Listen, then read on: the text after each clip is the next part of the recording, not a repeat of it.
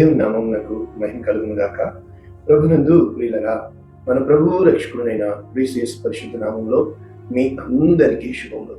2వ తేదీ ఆగస్టు మాసము 2026 సంవత్సరం. ఆగస్టు కూడా ప్రారంభమైంది కదా. చాలా సంతోషము.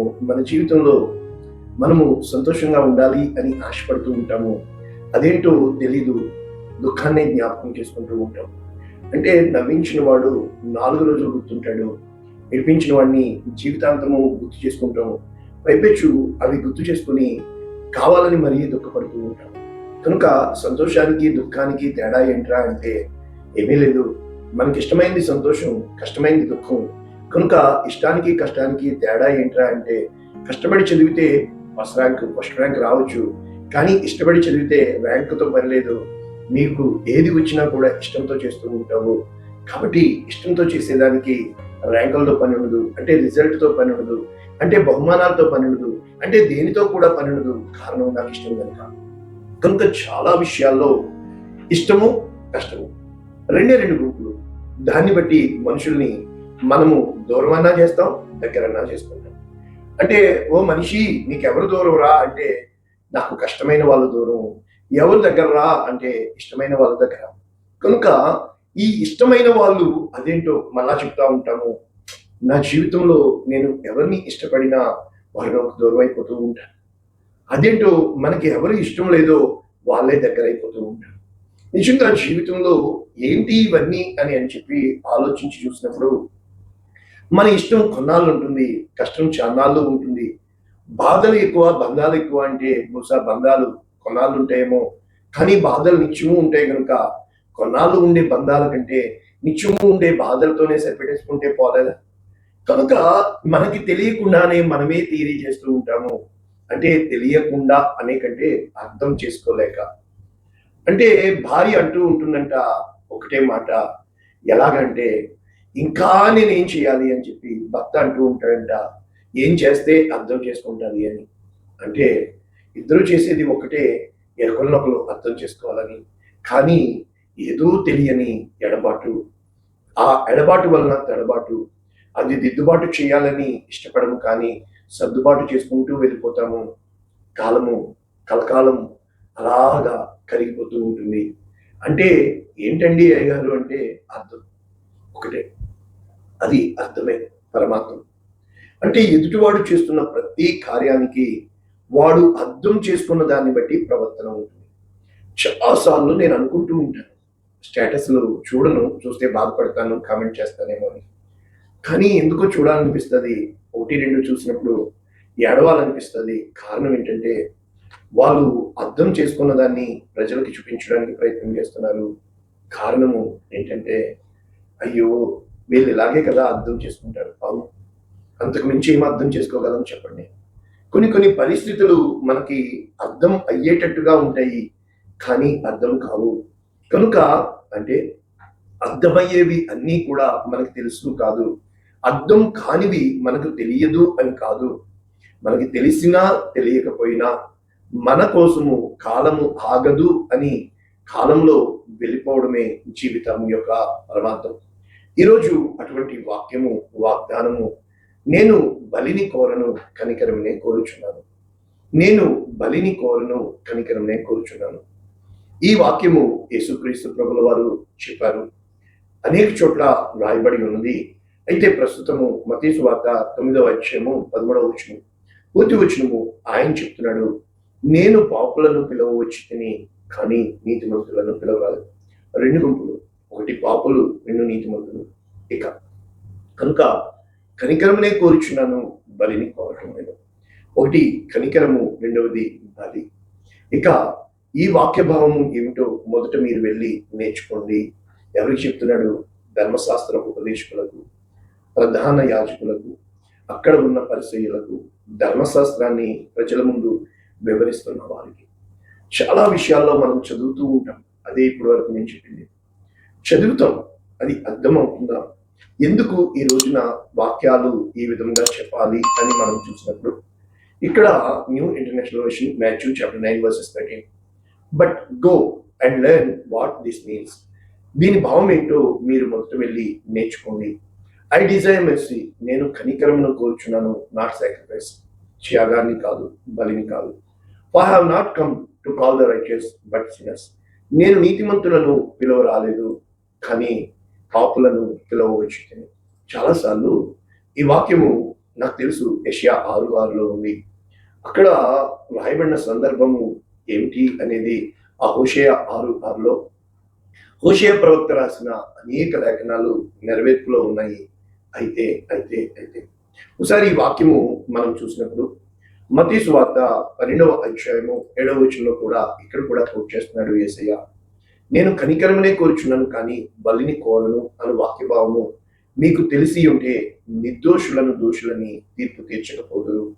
నిర్దోషులను దోషులుగా చేసేది, దోషులను నిర్దోషులుగా చేసేది. అంటే తీర్పు అనేది మనకు అర్థమైన విధముగా మార్పు చేసేదే తీర్పు. అంటే చాలా విషయాల్లో కోర్టు జడ్జి చెప్తాడు, నేను నా నిర్ణయం ప్రకారము నేను ఇది చేయటం లేదు, నీవు చేసిన కన్విక్షన్ ప్రకారము, అంటే కోర్టులో వాదనల ప్రకారము అక్కడ చట్టాన్ని అనుసరించి తీర్పు జరుగుతుంది.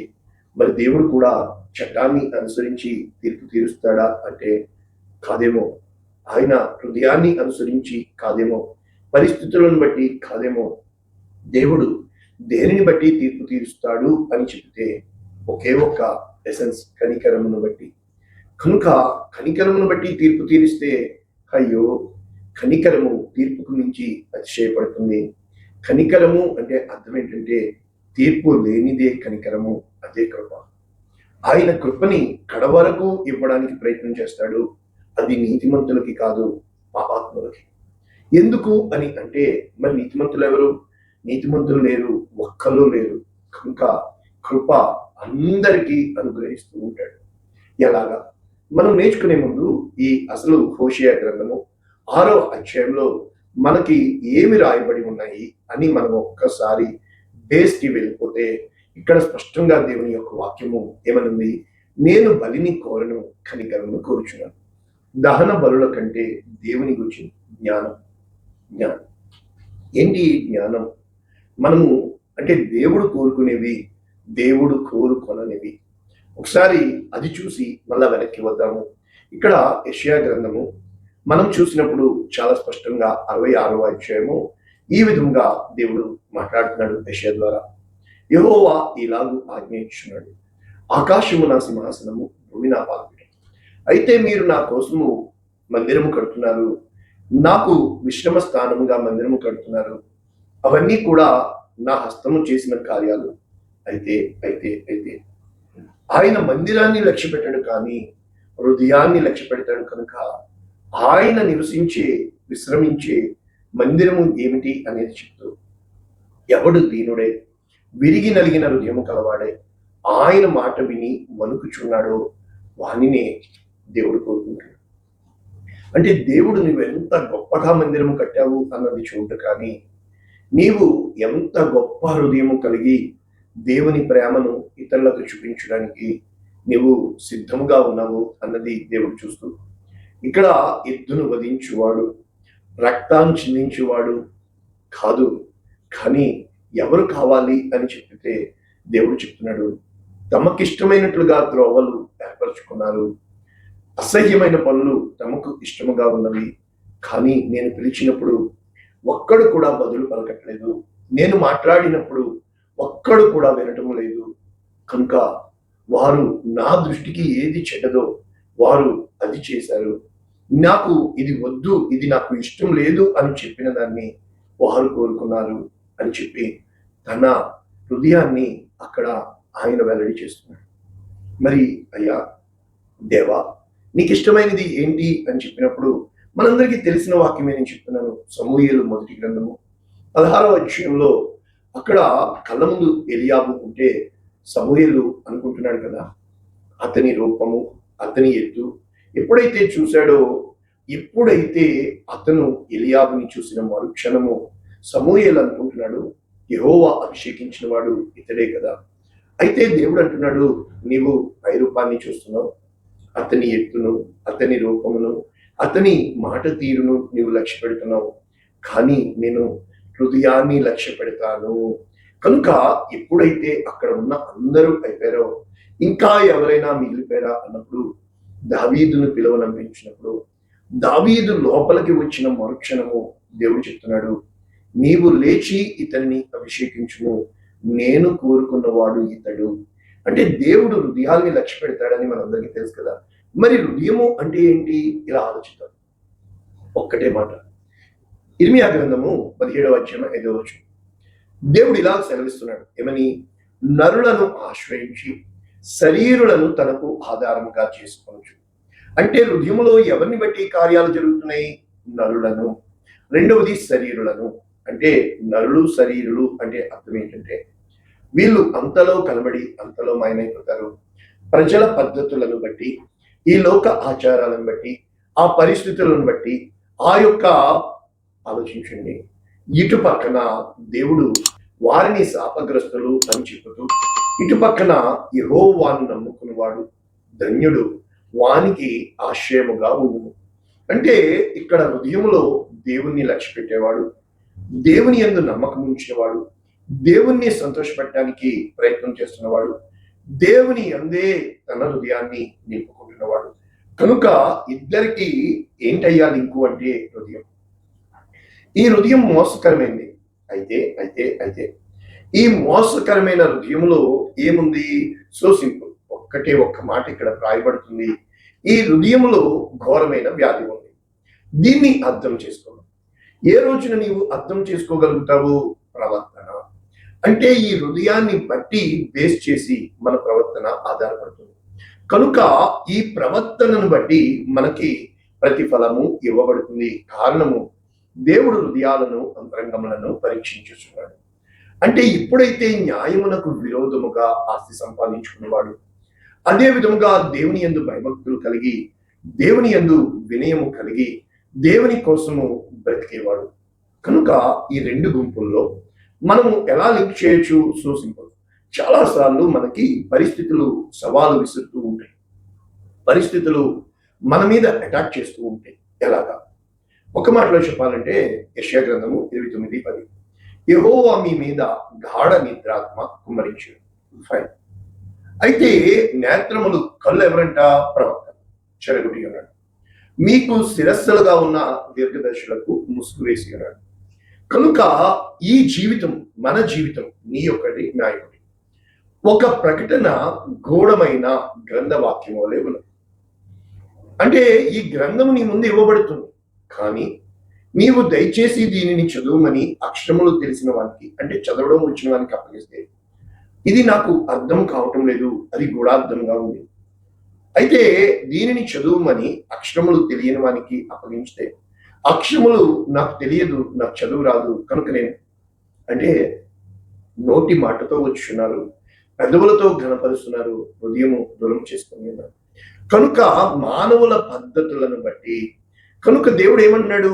ఈ జనుల పట్ల మరలా నేను ఒక నూతన కార్యము చేసేదను. ఏమంటున్నాడు? వారి జ్ఞానుల జ్ఞానము వ్యర్థమగును, బుద్ధిమంతుల బుద్ధి మరుగైపోవును. కనుక లోపల పెట్టుకున్న ఆలోచనలు నేను బయటికి తీసివాడను, కొమ్మరికి మంటికి భేదము లేదా అని చెప్పి ఇంకా చాలా వాక్యం ఉంది ఇక్కడ. అంటే అయ్యారు, ఈ బలికి కనికరానికి తేడా ఏంటి? కనికరము అంటే చెప్పన ప్రేమ ఎప్పుడు కూడా బలైపోద్ది, త్యాగమే అయిపోద్ది. కనుక అసలు మొట్టమొదట ఈ హోషేయ గ్రంథము 6వ అధ్యాయము 6వ వచనము మనకి ఎలాగూ నేర్చుకోవచ్చు అని మళ్ళా మనం వెనక్కి వెళ్దాం అనుకున్నాం కదా. ఇక్కడ మొదటి వచనము ఈ విధంగా ప్రారంభించబడుతుంది, మనము యెహోవా యుద్ధకు మరలదు. అంటే మనం తిరిగి వెళ్ళిపోదాం. దేనికి? ఆయన మనలను చీల్చివేసెను, మనలను స్వస్థపరచును, ఆయన మనలను కుట్టెను, ఆయనే మనలను పరచును. అంటే వారు దేవునిగా కనపరచడం కారణం ఏంటంటే, మన జీవితంలో ఏ కార్యము జరిగినా కూడా దేవుడే.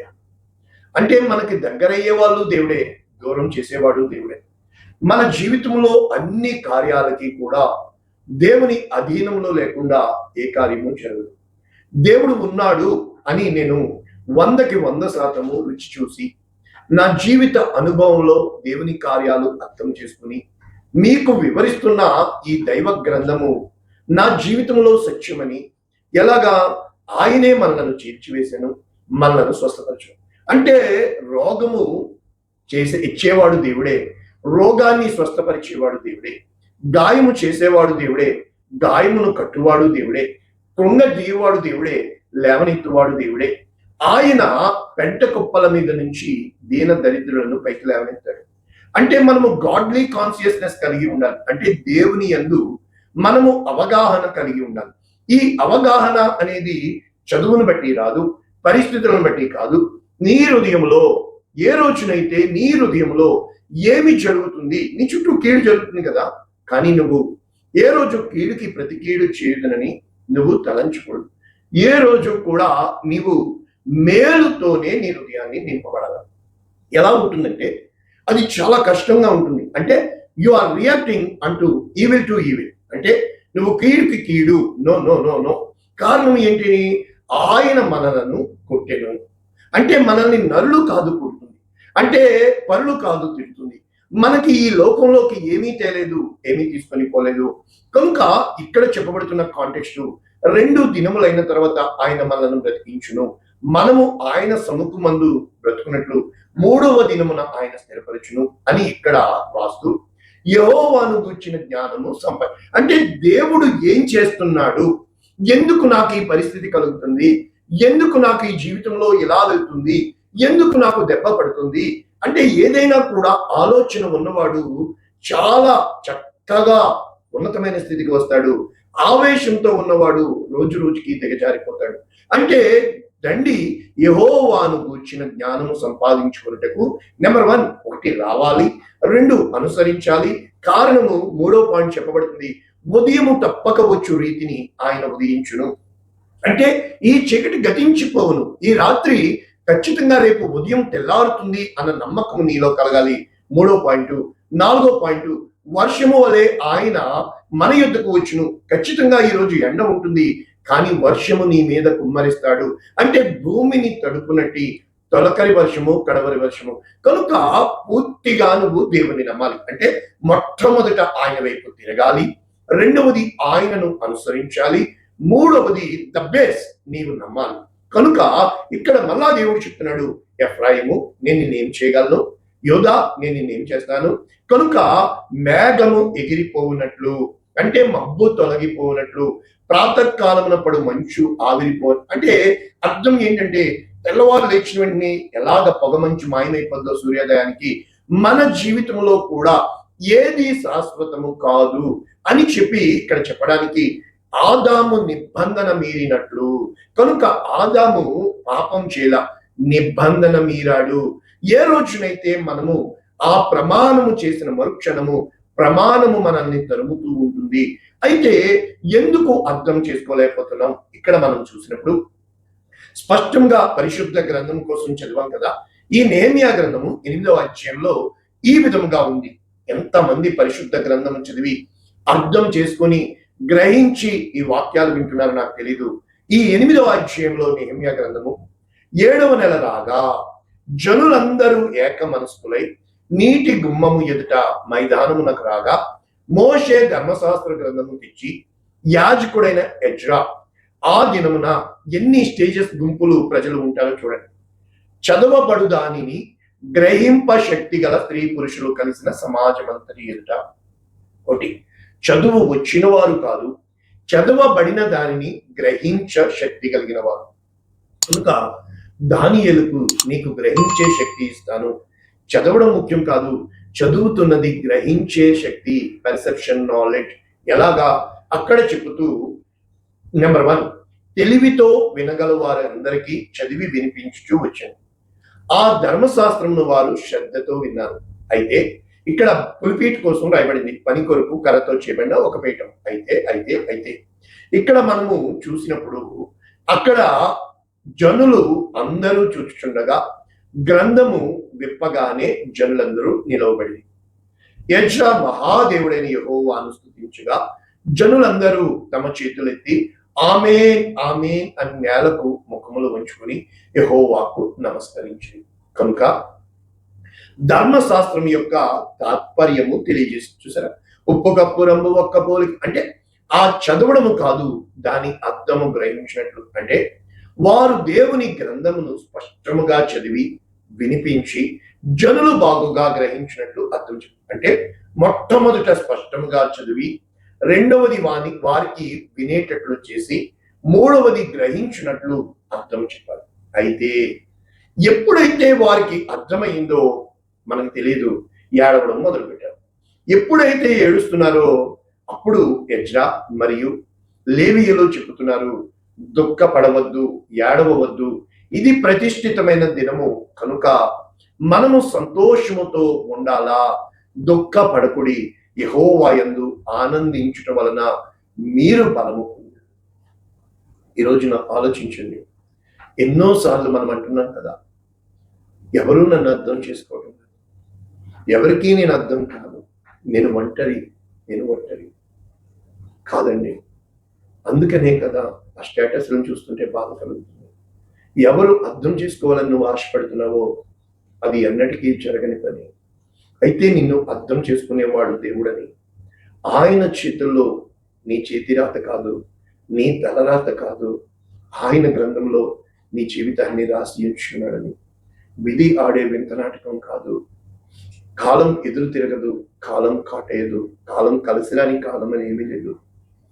అన్ని కాలాలు ఆయన యందు ఉన్నవని, ఏ రోజున అయితే ఆయన యందు సమస్తము ఉంది అని ఆయన ఏమై ఉన్నాడో గ్రహించగలిగితే, ఆయన ఏమై ఉన్నాడో నీవు గ్రహించగలిగితే, నిర్గమకాండము 34 ఆలోచన, కనికరము, దయ, దీర్ఘశాంతము, విస్తారమైన కృపాసత్యములు కలవాడు నీ దేవుడు. ఏ రోజునైతే నీ దేవుడు అంత గొప్ప దేవుడని 1000 మందికి కృప చూపొచ్చు, దోషమును అపరాధమును క్షమించే దేవుడని నీవు గ్రహించినప్పుడు, అదే విధముగా దేవుడు ఏమై ఉన్నాడు అని మనం నేర్చుకునేటప్పుడు, ప్రభునందు ప్రియులారా, దేవుని యొక్క వాక్యము స్పష్టంగా చెబుతుంది. నీవు అర్థం చేసుకోవాలా, గ్రహించాలా, దేవునిగా కనపరచాలా. కారణం ఏంటంటే శరీరము ఆత్మ, దేవుడు ఆత్మ అన్నాడు, శరీరధారిగా కృప సత్య సంపూర్ణుడిగా వచ్చాడు. ఆత్మ అయ్యున్న దేవుడు ఆశపడేవి, దేవుడు కోరుకుంటుంది చెప్పి ముగించుకుంటే, శరీర కార్యాలు దేవుడు కోరుకోడు. అవి జారత్వము, అపవిత్రత, కాముకత్వము, విగ్రహారాధన, అవిచారము, ద్వేషము, క్రోధము, కక్షము, భేదాలు, మత్తలు, అల్లరితో. అయితే ఆత్మ ఫలము దేవుడు కోరుకునేది ప్రేమ, సంతోషము, సమాధానం, దీర్ఘశాంతం, దయాళత్వం, మంచితనం, విశ్వాసం, సాత్వికం, ఆశానికం. ఇవి దేవుడు కోరుకునేది. కారణం ఏంటంటే దేవుడు చెబుతుంది, ఓ మనుష్యుడా, ఉత్తమమైన దాన్ని దేవుడు నీకు తెలియపరిచి ఉన్నాడు. అది ఏంటి అంటే మీకా గ్రంథము 6:8, ఏది ఉత్తమము, న్యాయముగా నడుచుకుంటా, కనికరమును ప్రేమించుట, దీన మనసు కలిగి, అంతే కదా. ఇంతకు మించి ఏమడుగుతున్నాడు? చాలాసార్లు అనిపిస్తుంది, ఎందుకు సంతోషంగా ఉండలేదు, ఎందుకు ఎందుకు ఎందుకు అంటే అర్థం కాదు, అర్థం అవుతుంది.